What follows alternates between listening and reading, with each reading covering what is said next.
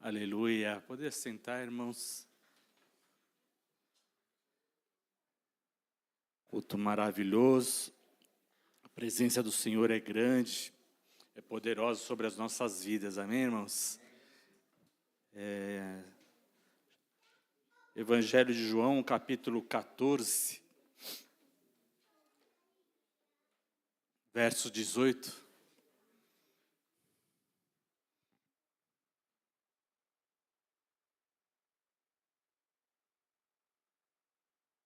Não vos deixarei órfãos, voltarei para vós outros.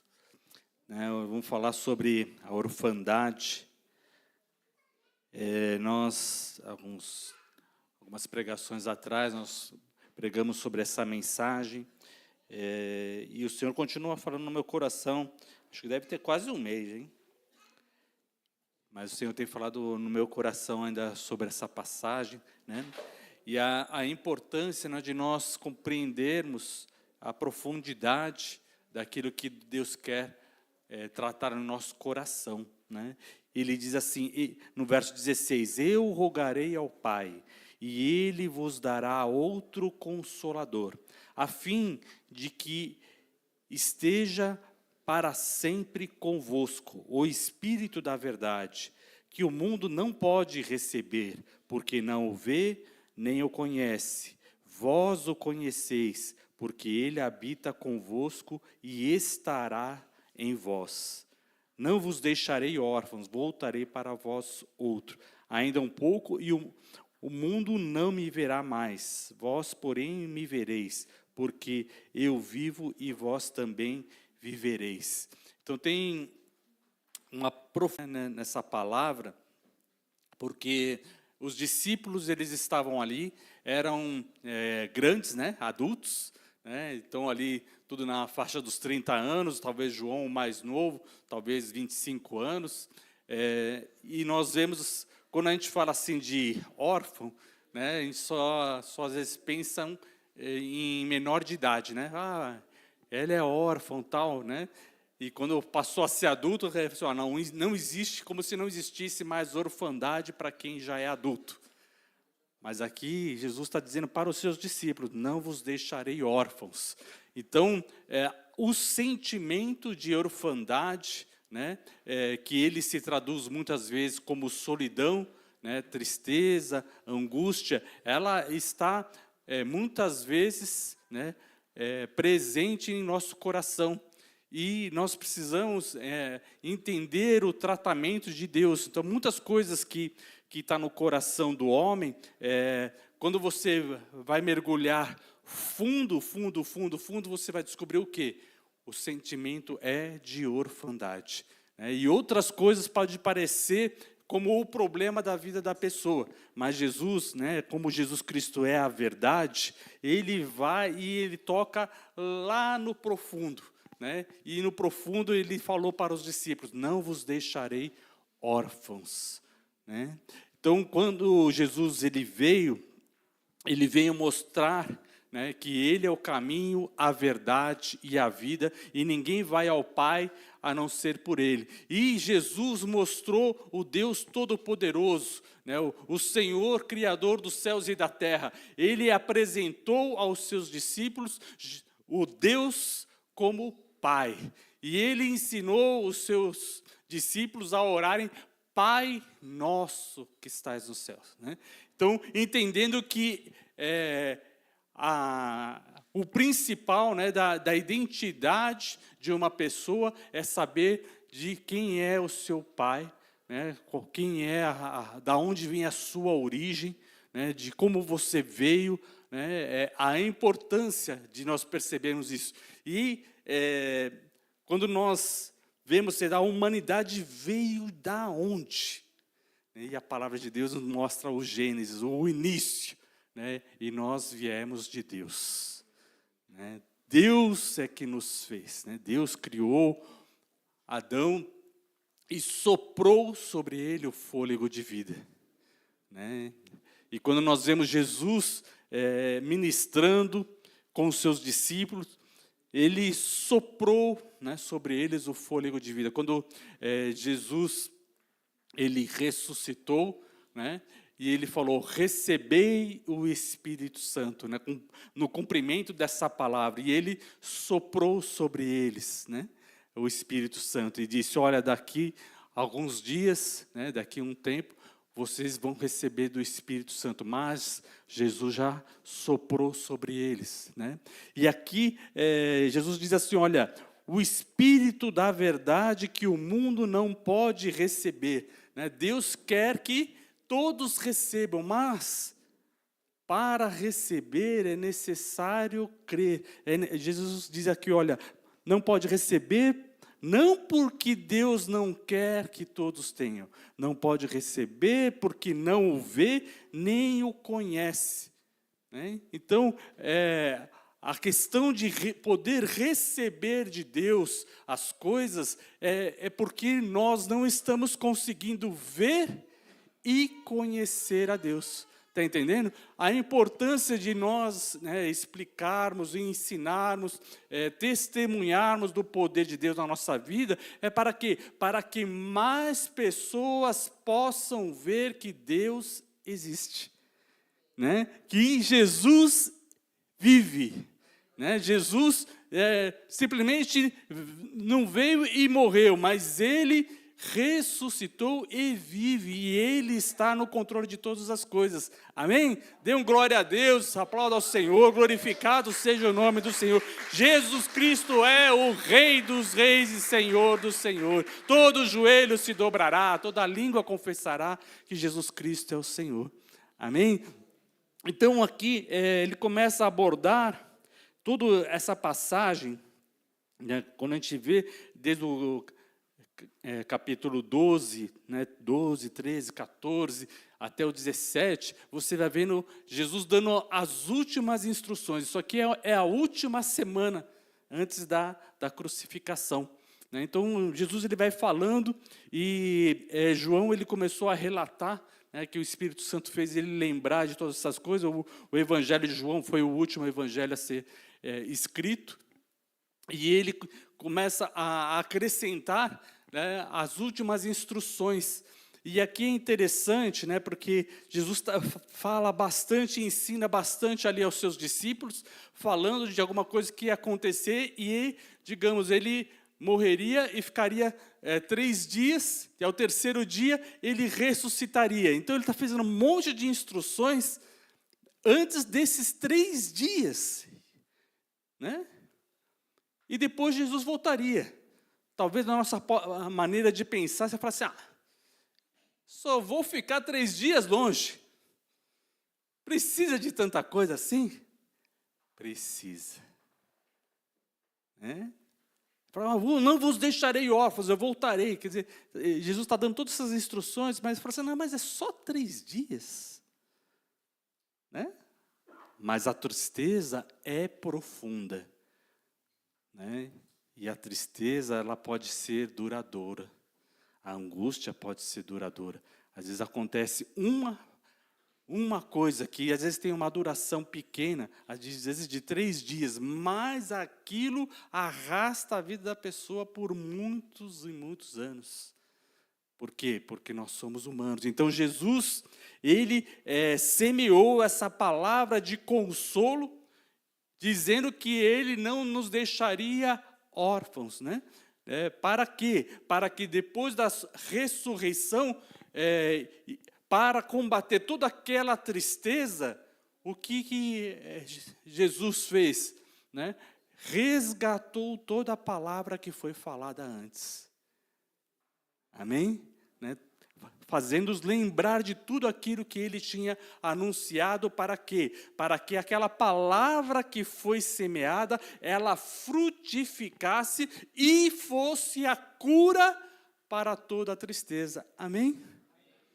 Né? Por isso, da importância de nós estarmos buscando ao Senhor em todo o tempo. Né? Tem um louvor que eu gostava muito, ainda gosto, ouço um pouco, né, que dizia, em todo o tempo eu louvarei ao Senhor, sempre estará nos meus lábios o seu louvor. E eu entendia, né, que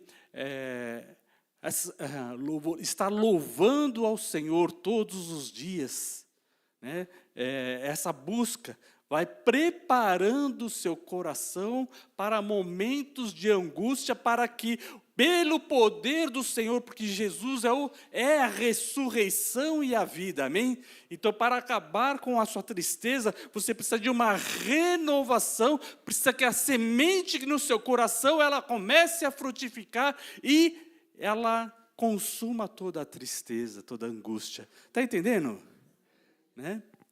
Então, na hora que Jesus começa a falar sobre os órfãos, ele fala sobre um aspecto muito importante, né, que aqui é falado de morada, né? João 14, verso 1, não se turbe o vosso coração, crede em Deus, crede também em mim. Na casa de meu pai há muitas moradas. Se não fora assim, eu vou-lhe teria dito, pois vou preparar lugar. E quando eu for e vos preparar lugar, voltarei e receberei para mim mesmo, para que onde eu estou, estejais vós também. Então aqui Jesus fala sobre morada. Nós, em português, nós temos duas palavras, né? Uma coisa é você falar casa, a minha casa. Uma coisa é a casa, né, em português, outra coisa é a minha casa. Outra coisa é você falar assim, é meu lar. Né? Na nossa língua, fala meu lar significa que é um lugar de descanso. Né? Por isso, quando a gente viu lá no Salmo 95, que foi lido, Deus fala sobre o descanso, porque tinha a herança, né, a conquista que teria da terra, mas Deus está falando assim, olha, você terá um descanso, ou seja, um lar, um lugar onde você vai ter a sensação, não só superficial, mas profunda, ou seja, um lugar de cura da alma, né? Um lugar de descanso é um lugar de cura da alma, onde você não sente falta de nada, amém? Né? Quando você fala assim, eu estou no meu lar, significa o quê? Que você tem tudo o que você precisa. Né? Então, quando Deus fala assim, olha, vou preparar os lugares, e há muitas moradas, significa que você vai estar num lugar onde você não vai precisar mais do quê? De nada. Né? Então, isso aqui, Jesus está falando do quê? Do futuro. Né? Vou para lá, vou preparar lugar, e você começa a ir lá para a Nova Jerusalém, né? Onde nós cantamos esse louvor, a gente vai lá em, acho que é Apocalipse 21, a morada futura. A morada, digamos, é uma morada espiritual, mas também será uma morada física, né? Que nós estaremos com um novo corpo, né? Depois da ressurreição.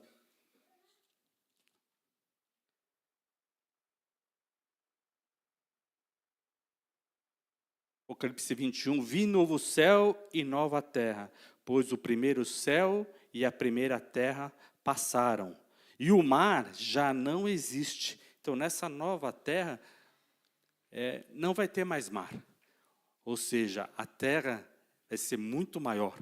Né? O lugar para a habitação será muito maior, porque se você, hoje o mar, né, os oceanos, Pacífico, Atlântico, Índico, ele cobre uma grande extensão da terra, mas você, numa nova terra, onde não existe mar, ela é muito maior.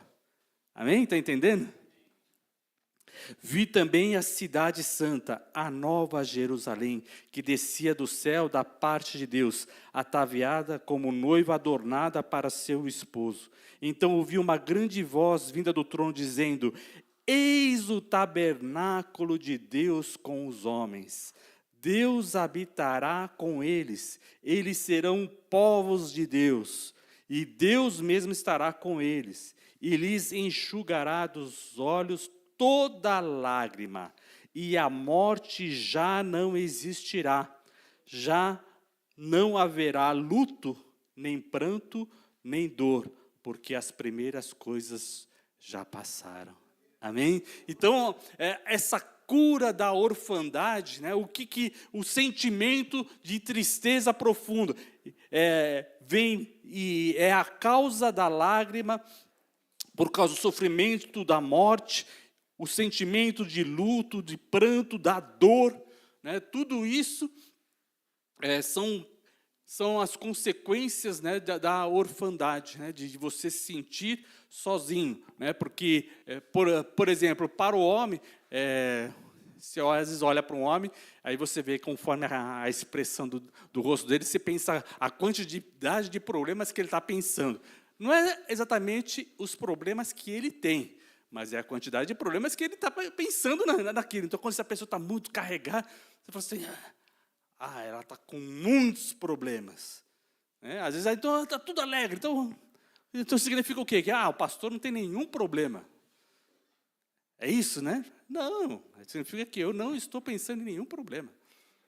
Amém? A diferença é simples, eu não estou preocupado com os problemas. Então, por quê? Porque o Senhor é que vai retirando, né? E você vai entendendo o quê? Que quando você está com o coração na presença do Senhor, né, você tem o mais importante. Né? Você tem o consolo. E a coisa mais importante não é não ter problemas. Né? A coisa mais importante é você não estar sozinho para resolver os problemas. Amém? O que deixa o ser humano angustiado é o quê? É a solidão para tratar com todas as dificuldades que ele enfrenta. Esse é o problema. Né? Essa é uma questão. Né? Então, quando nós vemos como Deus tratou isso, né? Aí vamos lá para o começo. Lá no começo, em Gênesis, né? Deus criou o homem e disse o quê?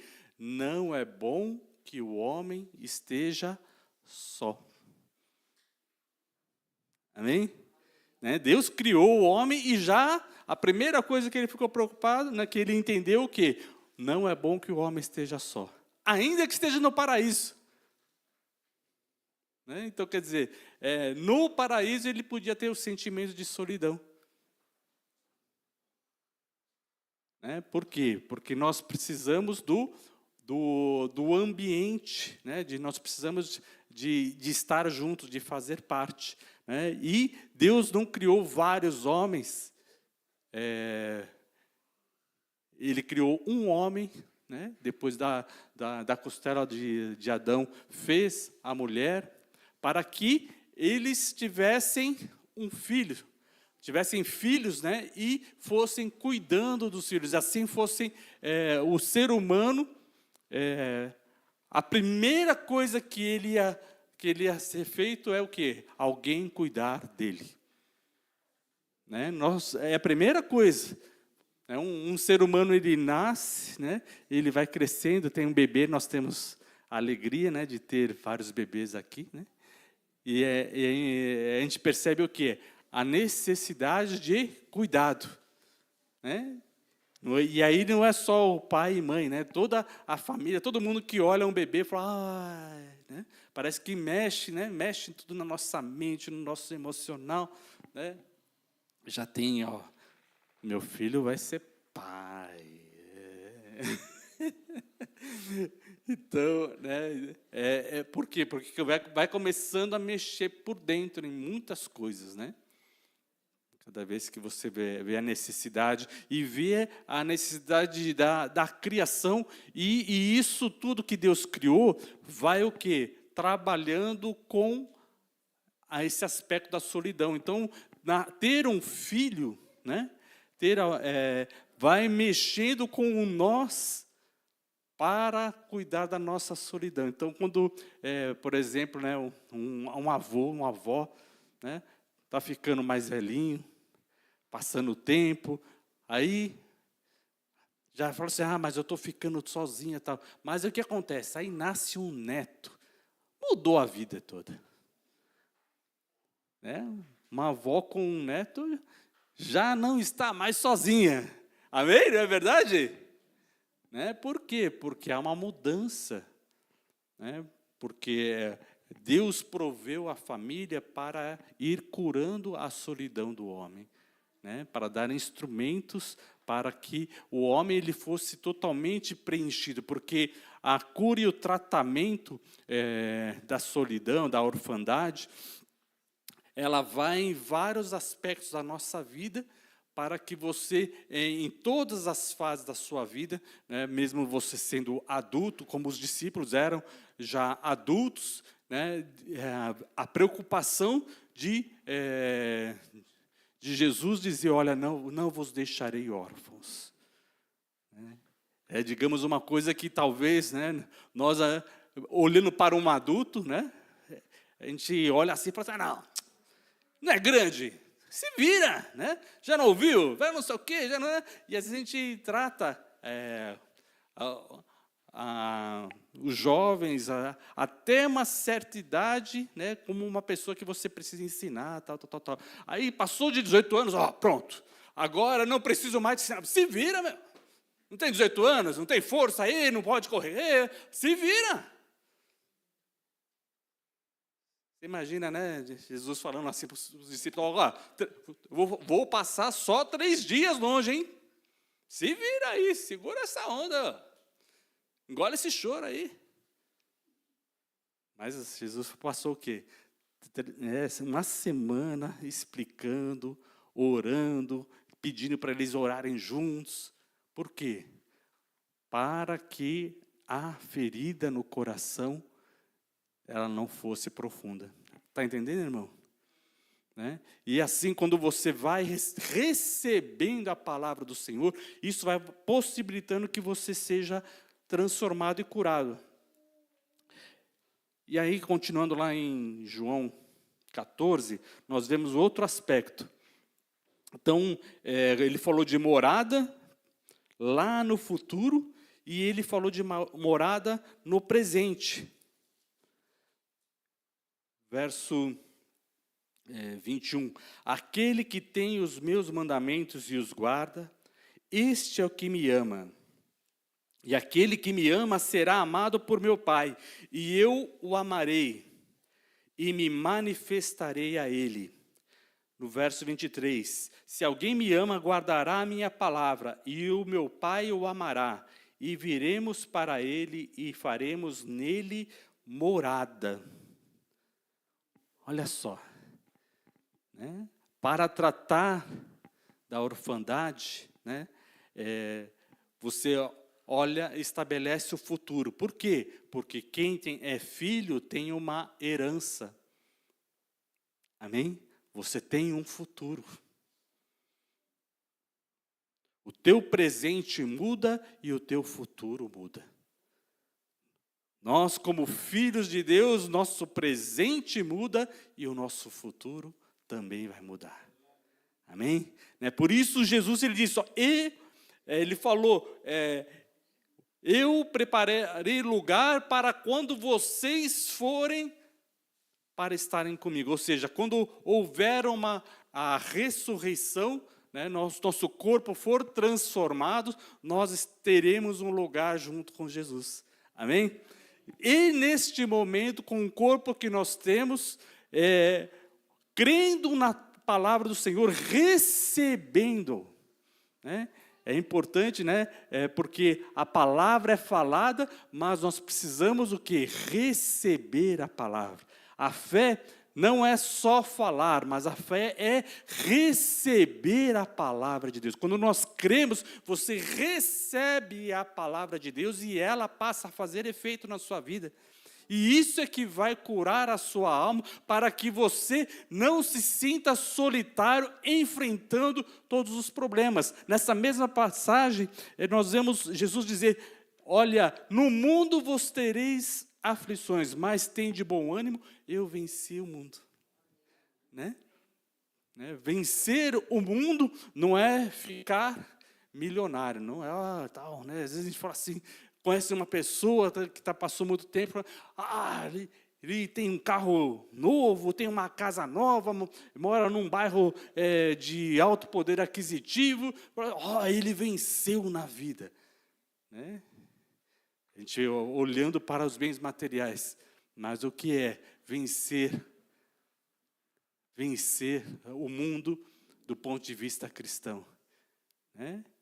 É você render-se a Jesus, né? É você poder dizer assim, Jesus ele diz, vinde a mim que está cansado e oprimido e eu vos aliviarei. Então vencer é você vencer a sua vontade, matar a sua própria vontade e você renunciar e dizer, sim Jesus, eu sou cansado e oprimido. É uma luta para você poder reconhecer a sua solidão e poder dizer, eu sou cansado e oprimido e eu preciso de Jesus. Sou oprimido pelo luto, sou oprimido pela tristeza, sou oprimido pelos fracassos, sou oprimido pelas aflições. Mas Jesus disse, vinde a mim, os que estáis cansados e oprimidos, e eu vos aliviarei. Né? Então, quando nós admitimos, né, olha, realmente o meu problema é esse, que eu estou cansado. Mas eu tenho a quem buscar. Nós temos a quem buscar. A Jesus que vai nos levar ao Pai. E o Pai nos dará o descanso. Amém? E aí você vai poder estar com o Pai dizendo, ó, eu não preciso de nada. Por quê? Porque meu Pai tem tudo. Eu não preciso conquistar. Por quê? Porque Jesus já conquistou. Amém? Né? E aí você vai tendo a confiança e a segurança. E aí, amar a Jesus, né? Guardar a sua palavra. Né? E aí você vai poder receber, entender e receber o amor de Deus. Né? Todos recebem o amor de Deus, né? Jesus provou o seu amor por nós. Deus prova a sua glória pela natureza, por tudo aquilo que Ele criou, o ciclo de verão, né, as estações, inverno, verão, outono, tempo de chuva, tempo do vento, das frutas. Ele tem todas as coisas para ter um ciclo, né? Para um ciclo de renovação, um ciclo de colheita, para nós entendermos que nós precisamos manter o nosso coração semeado, né, para que haja colheita em cada tempo. Amém, irmão? Né? Olha para o seu irmão aí, chacoalha ele e diz assim, tem tempo de colheita chegando? Né? Porque cada palavra que você vai ouvindo, ela tem um tempo de colheita. Né? Ela tem um tempo de colheita para nós, né?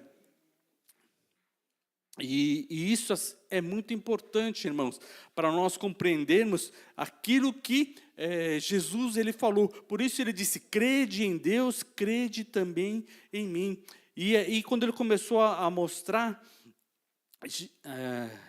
João 14, verso 4, e vós sabeis o caminho para onde eu vou. E disse-lhe Tomé, Senhor, não sabemos para onde vai, como podemos saber o caminho? Aí Jesus respondeu, eu sou o caminho, a verdade e a vida, ninguém vem ao Pai a não ser por mim. Se vós me tivesses conhecido, conhecereis também a meu Pai. Desde agora o conheceis e o tendes visto. Replicou-lhe Filipe, Senhor, mostra-nos o Pai, e isto nos basta. Né? Então Jesus falando sobre o Pai, Filipe falou assim, Senhor, então, só mostra-nos o Pai e já estaremos satisfeitos. Aí Jesus fala para ele, como não tem conhecido que eu estou no Pai e o Pai está em mim? Filipe, há quanto tempo estou convosco e não me tens conhecido? Quem me vê, a mim vê o Pai. Como dizes tu, mostra-nos o Pai. Então é interessante, Jesus é o caminho, a verdade, a vida, e Ele é a expressão do Pai. Amém? Então, não é possível conhecer a Deus sem Jesus, porque Jesus, Ele é o cumpridor, né, da palavra. Então, Jesus, Ele foi fiel até a morte e morte de cruz, né, e Ele ressuscitou. Então, Ele é a manifestação da vontade de Deus, né, Ele é o verbo da criação, Ele agiu, Ele que falou, né, Deus falou através da voz, né? E quem é a voz? É Jesus. Né? Jesus é a luz do mundo. Né? Então, todas as coisas foram feitas por meio dele, e sem ele nada do que foi feito se fez. Então, um dos instrumentos da cura, como é que é o processo da cura? Né? Vamos pegar um exemplo da vida de Moisés, para depois a gente fazer um paralelo.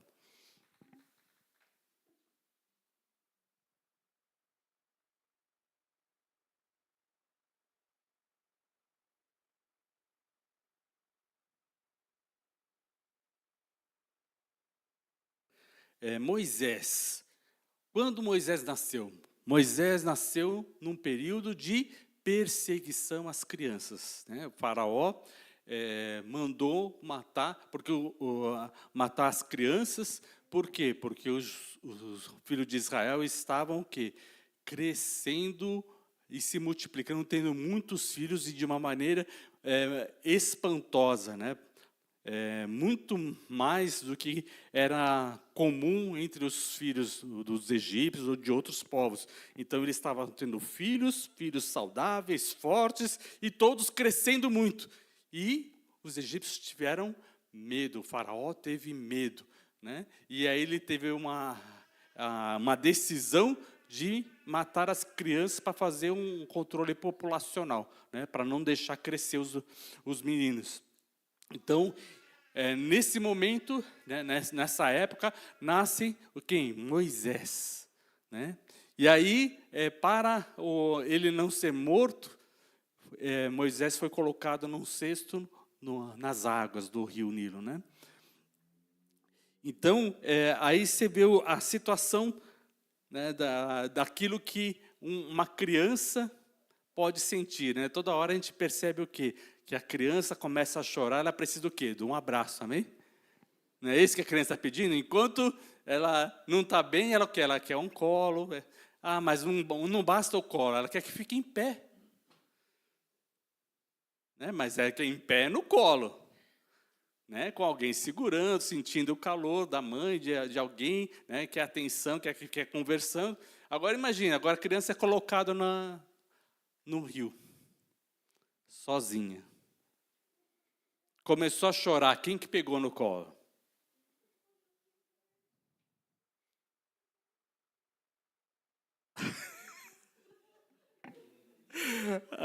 Para quem não está ouvindo aqui na internet, tem alguém cantando a música do Joquebed, da Joquebed, né? Moisés não vai morrer, não chores, Joquebed, porque Moisés não vai. Choro.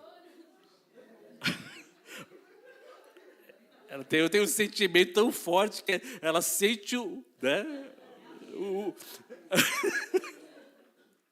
cheiro do bebê, né?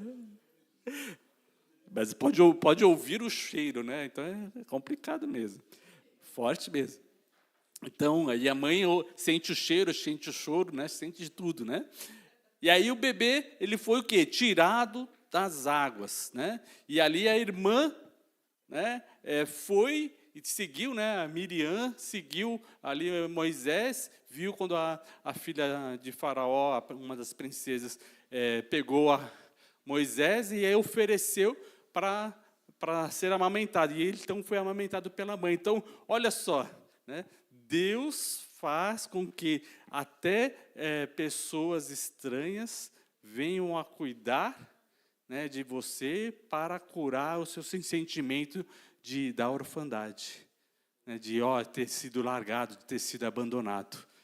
Né? Então, Moisés ele foi educado no palácio, depois o sentimento dele de ser oprimido não passou, ele quis, né, libertar o povo através da sua força. Lá ele viu lá um egípcio maltratando um do povo de Israel, né, na escravidão, e ele foi lá, lutou com aquele homem egípcio e acabou matando.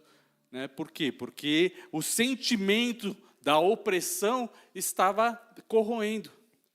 Porque muitas pessoas vão à guerra e são violentas? Por causa do sentimento da opressão. Elas se sentem oprimidas. Mas a resposta para a opressão não é a violência, não é a força, não é demonstrar a sua força física. A nossa resposta à opressão é você se sentir oprimido e ir para quem? Para Jesus. É ir para Deus. Toda a revolta, você não agir com revolta e com violência à opressão. É interessante porque Jesus falou isso para os discípulos, em meio ao Império Romano. Pensa num império que era opressor, violento no tratamento com as pessoas, com quem não era romano. O Império Romano. Eles eram excessivamente violentos, eles maltratavam, qualquer soldado podia obrigar uma pessoa que não era romana a trabalhar, a fazer alguma coisa para eles, e podia fazer aquilo, porque eles tinham autoridade do imperador para fazer aquilo. Então, Jesus ele diz: vinde que estáis cansados e oprimidos, venham para mim e eu vos aliviarei. Ao contrário de pensar assim, não, vamos fazer uma revolta e vamos derrotar esse império contra esses opressores. A resposta de Jesus, ela foi totalmente diferente. E assim, por quê? Porque a vitória contra a solidão, contra a opressão, ela vem pelo poder de Deus na nossa vida. Amém? Onde vai trazer a paz, o refrigério. Então, aí, Moisés fugiu para o deserto. E como é que Deus começou a tratar o coração dele? Ele conheceu uma mulher, conheceu sua esposa, casou, teve filhos, E foi ali um processo para curar essa ferida. De falar, agora eu vou ter que viver só fugindo. Mas ele ficou sozinho? Não. Ele casou e teve os seus filhos. Mas foi suficiente? Não. Deus precisou o atrair para continuar o processo de cura. Amém? Por quê? Porque o nosso processo de cura, de transformação, ele vai acontecendo. E então, Deus se manifestou no deserto através de uma sarça ardendo em fogo. A sarça não se consumia e o fogo estava lá sobre ela. E atraiu Moisés. Amém? Esse é um processo. Deus atraindo os seus filhos pela sua presença, para você ser curado. O Senhor nos chama para sermos atraídos pela sua presença, para sermos transformados. Amém? E aí, Moisés recebeu a missão de ser o libertador do povo. Mas aí, como é que era essa missão? Ele tinha que recrutar um exército e ir lá fazer guerra contra Faraó? Era essa a missão? Não. Ele simplesmente ia ser a voz da libertação. Ele ia transmitir a voz de Deus, as ordens de Deus. Amém? Então, a nossa transformação de cura, ela vai ocorrendo no nosso coração, na nossa mente, até você passar a ser o quê? A voz da libertação. A voz do que clama. O Senhor, Ele começa a falar, quando a gente vem lá em Isaías 40, a voz do que clama no deserto. E a voz pergunta, que hei de clamar? O Senhor é que vai enchendo a nossa boca, falando para nós aquilo que nós devemos fazer. E assim, Moisés, Deus libertou o povo de Israel do Egito, né, através daquilo que Moisés foi falando, porque Deus foi falando para ele o que tinha que fazer. Olha, se não libertar, virá tal praga. E aí foi acontecendo as pragas, mostrando o quê? O poder de Deus. Mas ele foi só a voz da libertação. Amém? Está entendendo? Né? E aí nós vamos ver como é que Jesus... Como é que veio Jesus? Ele veio para salvar. Ele veio para curar. E como é que ele nasceu? Nasceu como uma criança. Isaías, um menino nasceu, um filho se nos deu. Então, primeira coisa, Deus mandou o seu filho como uma criança. Para quê? Para cada pessoa começar a ser tratada no coração. Amém? Como Deus criou o homem e cada um nasceu como criança, assim também veio Jesus, né? Isaías 9, verso 1, diz assim: mas para a terra que estava aflita, não continuará a obscuridade. Deus, nos seus primeiros tempos, tornou desprezível a terra de Zebulon e a terra de Naftali, mas nos últimos dias tornará glorioso o caminho do mar, além do Jordão, Galiléia dos gentios. O povo que andava em trevas viu grande luz, e os que viviam na região da sombra da morte, resplandeceu-lhes a luz. Tens multiplicado este povo, a alegria lhe aumentaste. Alegram-se eles diante de ti, como se alegram na ceifa, como exultam quando repartem os despojos. Porque tu quebraste o jugo que pesava sobre eles, a vara que lhes feria os ombros, e o cetro do seu opressor, como no dia dos midianitas. Então, olha só, a destruição da opressão, ela veio através do nascimento de uma criança. Amém? Né? Então, quantas vezes uma família está passando grande dificuldade, marido e mulher passando uma grande dificuldade, aí vem, olha, está grávida, vamos ter uma criança. Aí a cabeça do homem, mas agora, estamos tão, a coisa está atribulada, está difícil. Mas o quê? O caminho de Deus para acabar com o cetro opressor é o nascimento de uma criança. Amém? Por isso, Jesus disse assim, se alguém não nascer de novo, não pode ver o reino de Deus. Está entendendo? É o novo nascimento que vai começar a resplandecer a luz, nos lugares difíceis, vai quebrar o cetro do opressor e vai trazer a alegria e a abundância, porque aqui ele está falando de uma alegria, como uma alegria da ceifa, ou seja, de uma grande colheita.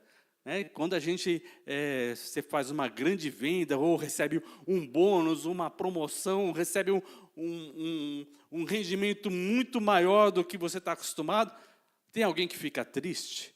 Que fica, eu recebi um aumento, eu recebi, olha só o que me aconteceu, tenho muito dinheiro, não sei nem onde gastar. Alguém faz isso? Não? Eu não conheci ninguém, eu já vi muita coisa, mas...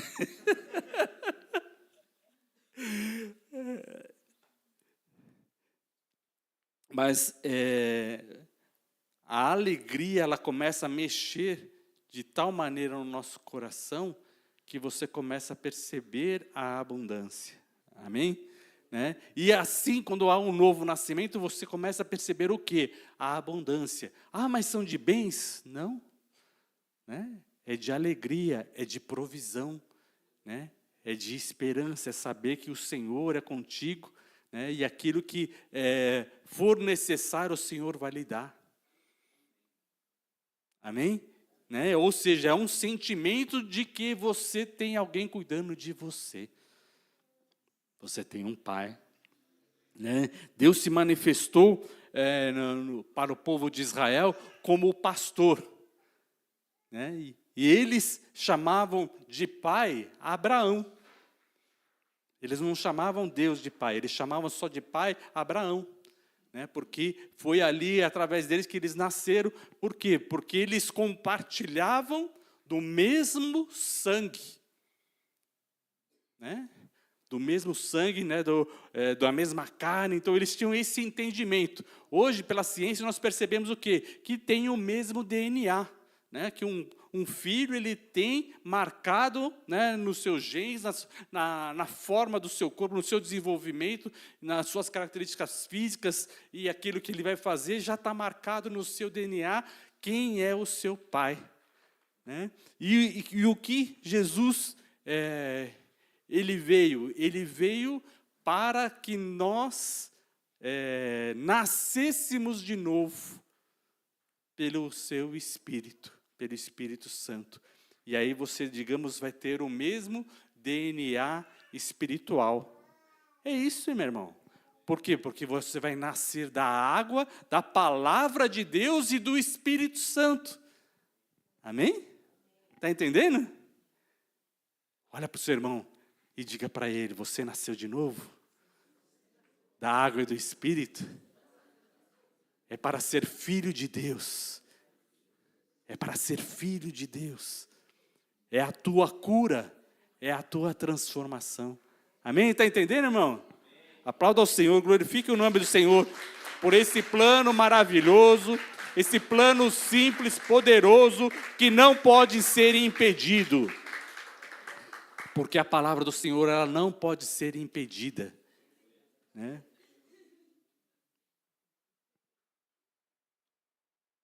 E não há nada que possa impedir, né, esse poder de acontecer na nossa vida, um novo nascimento.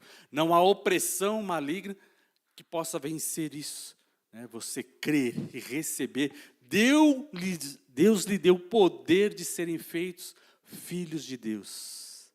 Amém? Isaías 9, verso 6 diz, porque um menino nos nasceu, um filho se nos deu, e o governo está sobre os seus ombros, e o seu nome será Maravilhoso Conselheiro, Deus Forte, Pai da Eternidade, Príncipe da Paz. Para que se aumente o seu governo e venha a paz sem fim sobre o trono de Davi, e sobre o seu reino, para o estabelecer e o firmar, mediante o juízo e a justiça, desde agora e para todo sempre. Amém, amém, glória a Deus, aleluia. Então, aleluia, pode aplaudir ao Senhor. Aleluia. Então, quando há um novo nascimento, quem nasce em nosso coração é Jesus, o maravilhoso conselheiro, Deus forte, Pai da eternidade e Príncipe da paz. E esse provoca um aumento do seu governo em nossas vidas. E assim, a paz, né, ela vai aumentando em nosso coração. Essa é a cura. Você não vai ter mais a solidão, porque é necessário nascer de novo. Né? O caminho de Deus para a transformação, para acabar com a solidão, com a tristeza, a angústia, é o novo nascimento. Né? Amém? E assim, do aumento do seu governo, ou seja, do reino de Deus na sua vida, é que você vai poder ter a transformação. Está entendendo, irmão? E qual que é o maior obstáculo para isso? Né? Veja lá em João 12.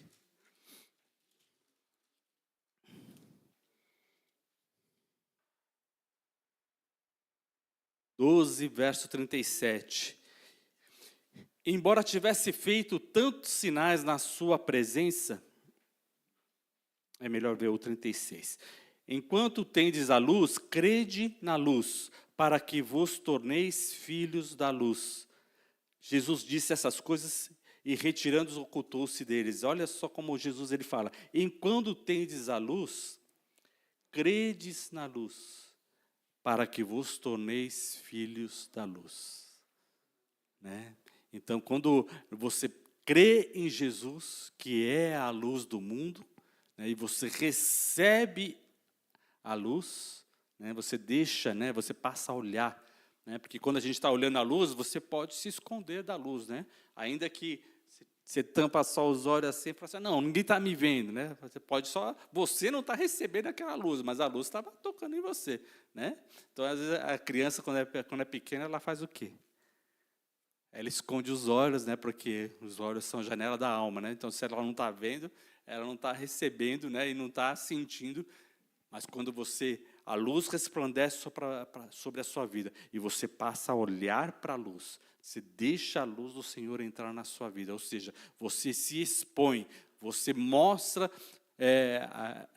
que realmente você precisa de salvação, né, você precisa de descanso, você entende que tem pecado, você entende que a palavra está falando para você fazer outra coisa que você está fazendo diferente. Então você deixa a luz do Senhor entrar e aí você passa a crer que há poder no Senhor para transformar a sua vida. E então você se torna filhos da luz. Amém? Ou seja, você vai começar a seguir a luz do Senhor para ter uma vida transformada. E assim, né, continuando no verso 37, e embora tivesse feito tantos sinais na sua presença, não creram nele, para se cumprir a palavra do profeta Isaías, que diz, Senhor, quem creu na nossa pregação? E a quem foi revelado o braço do Senhor? Interessante a palavra, né? Quem creu e a quem foi revelado? Porque só é revelado a força de Deus e o poder de Deus para quem recebe. Né? Então, muitos olham e falam assim, não, eu vejo lá o crente, eles estão indo na igreja, mas eu olho, ele continua tendo 2 braços, 2 pernas, né? Ele tem 2 olhos, não mudou. Uns ainda continuam usando óculos, né? Não mudou nada não. O cabelo continua lá, né, continua precisando de cabeleireiro, né, continua fazendo, né, eles continuam precisando das mesmas coisas que a gente. Né? Então, apesar dos sinais, então, Jesus fala aqui, ó, apesar dos sinais que viram, né, ali Jesus curando os enfermos, expulsando demônios, mostrando que realmente os demônios se manifestavam e falavam, né, que Jesus era o Santo de Deus. E mesmo assim, eles estavam ali e não quiseram crer. Por quê? Não quiseram receber a palavra de Deus. Não quiseram deixar Deus olhar para dentro do seu coração. Quiseram o quê? Fechar os olhos, não deixar a luz resplandecer. Não receberam. A luz resplandeceu e eles não quiseram receber. Então, aqui diz, por isso não podiam crer. Porque se não quiser, aquele que se nega, né, a palavra diz o quê? Cegou-lhes os olhos e endureceu-lhes o coração, para que não vejam com os olhos, não entendam com o coração, e se convertam e sejam curados. Porque a palavra, na hora que você passa a observar e a receber, você vai ter uma conversão e cura. Cura. A nossa cura, a cura do nosso coração, a da nossa alma, é deixar a luz do Senhor brilhar totalmente na nossa vida. E mostrar que a gente precisa modificar, mas que tem um caminho, né, que é o poder de Deus na sua vida que vai transformar. Amém? Está entendendo? Né? É isso que vai acontecer. 41. Isso disse Isaías, porque viu a glória dele e falou a seu respeito. Aqui fala sobre Isaías 6, onde nós temos o chamado de Isaías, né, que ele viu a glória do Senhor, né, ele teve a visão, e ele falou assim, ai de mim que vou perecendo, porque sou homem de lábios impuros. E aí veio um anjo e tocou, pegou uma brasa viva do altar e tocou os lábios dele. Né? E foi falado para ele o quê? A tua iniquidade foi tirada e teu pecado foi perdoado. Né? Purificou os lábios. Por quê os lábios? Porque nós precisamos falar da palavra de Deus. Amém? E quando você passa a ser a voz da palavra de Deus, né?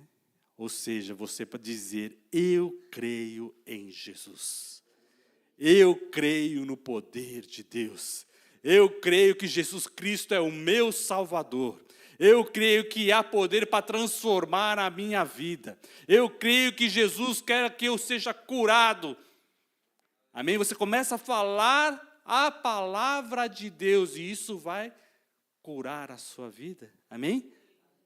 Porque no processo de cura, nós precisamos ser a voz da libertação. Amém? Né? O poder é de Deus, a unção é do Senhor. Ele unge os nossos lábios para nós falarmos. E aí a cura vai acontecer. É a ação, está entendendo, irmão? Ele viu a glória dele e falou a seu respeito. Contudo, muito dentre as próprias autoridades creram nele. Mas, por causa dos fariseus, não o confessavam, para não serem expulsos da sinagoga. Então, olha só. Muitas pessoas creram, mas não tiveram nenhuma transformação da sua vida. Por quê? Porque não confessaram. Né? Então, creram que, viu ali, ficou quietinho e falou, olha, esse é o Filho de Deus. Mas ficou na sua mente ali, né? Não falou. Não falou que Jesus era o Filho de Deus. Por quê? Porque eles tinham medo dos outros. Eles não queriam. Por quê? Porque falar o que você crê impacta onde você está vivendo. E isso pode fazer com que você tenha que se mudar da onde você está. Mas veja, ainda que você seja expulso da onde você está, você tem o quê? Uma morada para ir. Amém?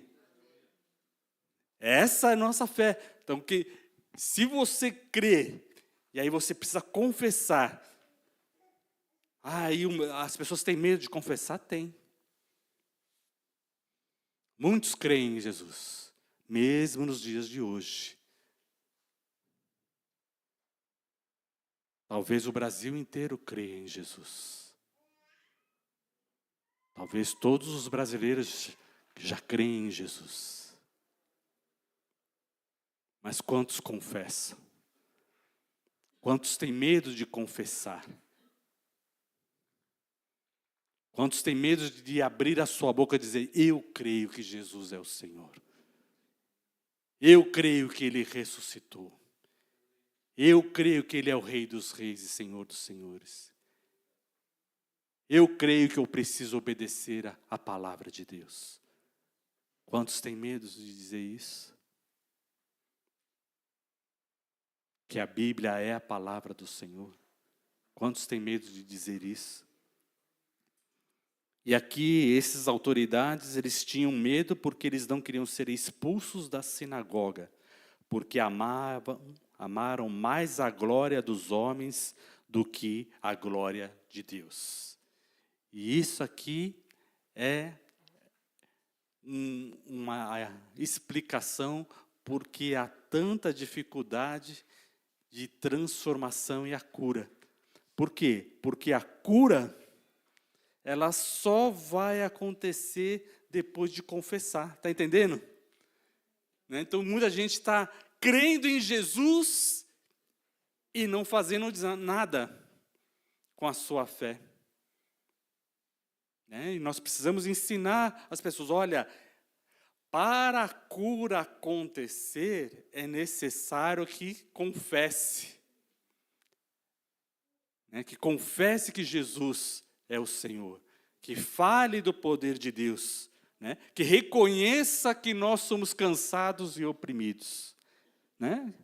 Porque ele diz, vinde a mim, você está cansado e oprimido. Se as pessoas dizem assim, não, eu não sou cansado. Não.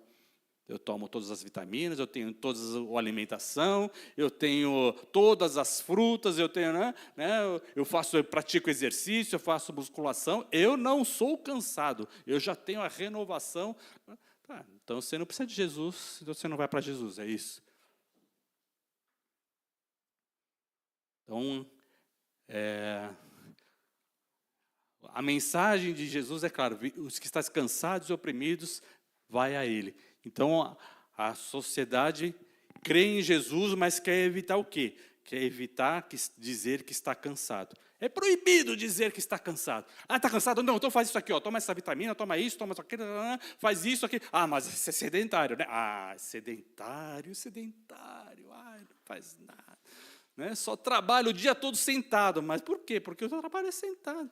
Aí você é culpado de trabalhar sentado, né? Você que decidiu escolher trabalhar sentado? Não, mas né, agora você é culpado porque você trabalha sentado.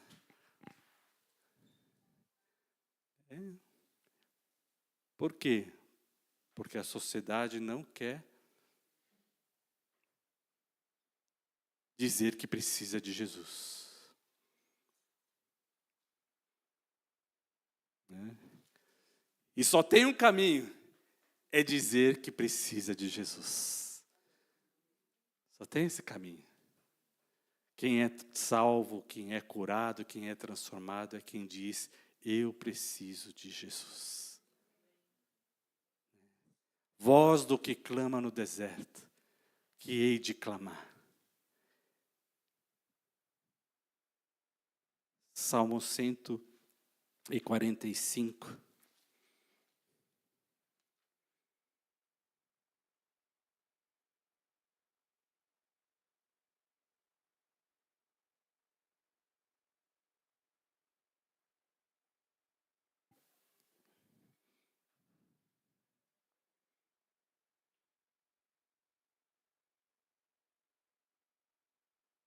A partir do verso 13, Salmo 145. 13 diz assim, o teu reino é de todos os séculos, e o teu domínio subsiste por todas as gerações. Aleluia, aleluia. O Senhor é fiel em todas as suas palavras, e santo em todas as suas obras. Aleluia. Por isso você pode dizer as palavras de Deus, porque Ele é fiel em todas as suas palavras, e aquilo que você confessa, aquilo que você crê, aquilo que você fala da palavra de Deus, ela vai transformar a sua vida, porque é assim que Deus quer. Este é o caminho de Deus. Santo em todas as suas obras, o Senhor sustém os que vacilam e apruma todos os prostrados. Olha só, né? O Senhor é santo, então se você está cansado, se você está vacilando, se você está com dificuldade, o Senhor é que te levanta. Amém? Em ti esperam os olhos de todo, e tu, a seu tempo, lhes dá o alimento. Você pode estar passando necessidade, mas você crê que a provisão vem do Senhor, e no tempo certo, vem a provisão de Deus na sua vida. Vem o alimento, né? Vem o resgate. E aqui, verso 16, abres a mão e satisfazes de bondade a todo vivente. Justo é o Senhor em todos os seus caminhos, benigno em todas as suas obras. Perto está o Senhor de todos os que o invocam. De todos os que o invocam em verdade. Amém. Então, invocar ao Senhor em verdade é falar da palavra do Senhor. Invocar o nome do Senhor conforme a palavra do Senhor. Amém?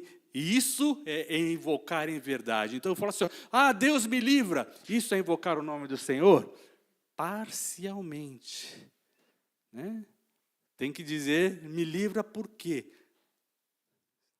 Porque o Senhor é todo-poderoso e tem poder para salvar. E Ele livra aquele que invoca. Então você está declarando e invocando em verdade. Amém? Está entendendo? Porque reconhece o poder de Deus. Quando certa vez chegou uma pessoa com o seu filho e disse, Jesus, se tu podes fazer alguma coisa, faz. Aí Jesus falou, se tu podes, tudo é possível ao que crê.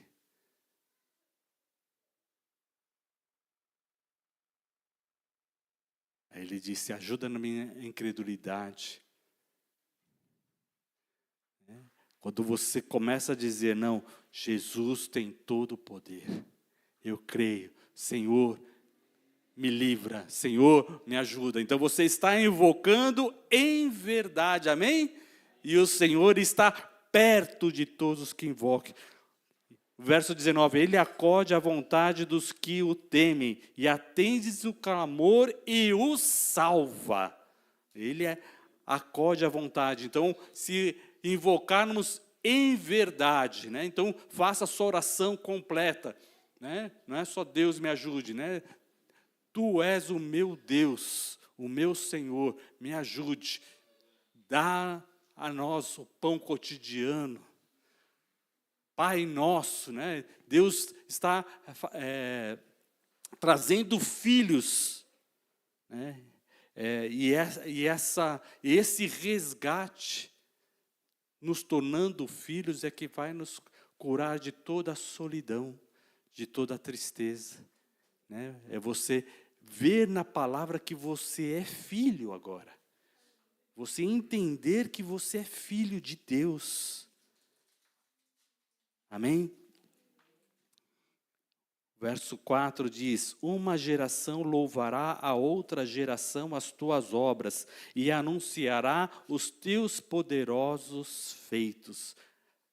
Verso 6, falar-se-á do poder dos teus feitos tremendos, e contarei a tua grandeza, divulgarão a memória da tua bondade, e com júbilo celebrarão a tua justiça. Benigno e misericordioso é o Senhor, tardio em irar-se e de grande clemência. O Senhor é bom para todos, e as suas ternas misericórdias permeiam todas as suas obras. Aleluia. Aplauda ao Senhor, glorificado seja o nome do Senhor. Aleluia, aleluia. Fale da bondade do Senhor. Aleluia. Divulgue a memória da bondade do Senhor. Celebre a bondade, a justiça do Senhor. Benigno é o Senhor. Tardio-se em irar e de grande misericórdia. O Senhor é bom para todos. As suas ternas misericórdias permeiam todas as suas obras, ou seja, as suas misericórdias estão em tudo que Deus faz. Tudo que Deus faz, Ele faz com misericórdia. Ele faz com graça. Né? Por isso, né, você pode abrir o seu coração. Você pode invocar o nome do Senhor. O discipulado, né, quando você vê a geração,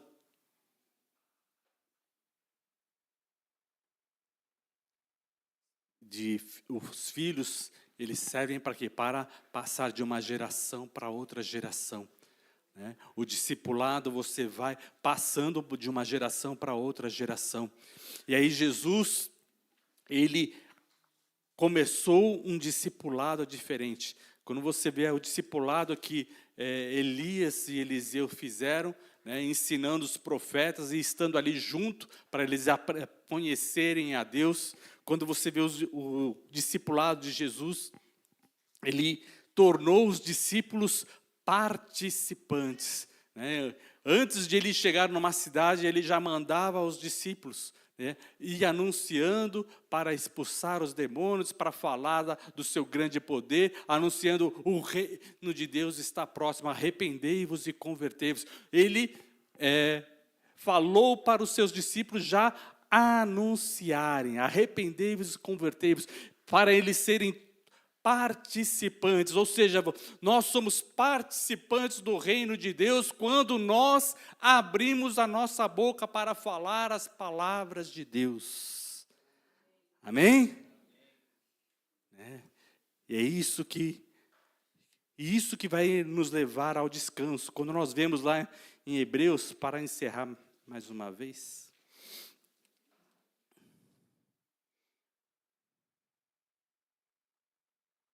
estou terminando.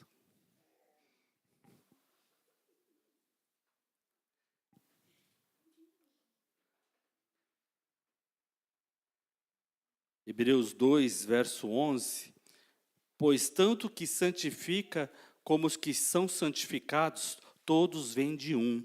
Por isso é que ele não se envergonha de lhes chamar irmãos, dizendo: a meus irmãos declararei o teu nome, cantar-te-ei louvores no meio da congregação.